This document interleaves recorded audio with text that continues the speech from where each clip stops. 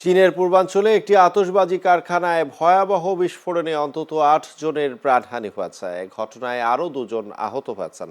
স্থানীয় সময় রোববার দুপুর ২:৩০টার দিকে জিয়াংসু প্রদেশের ডনঘাই কাউন্টিতে এ ঘটনা ঘটে।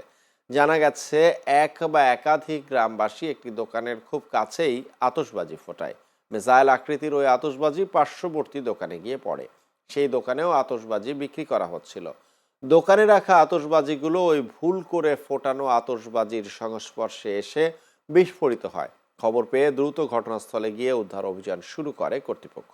আহত ২ জনকে স্থানীয় হাসপাতালে ভর্তি করা হয়েছে এবং নিহতদের পরিবারকে তাদের প্রাণহানির বিষয়ে জানানো হয়েছে।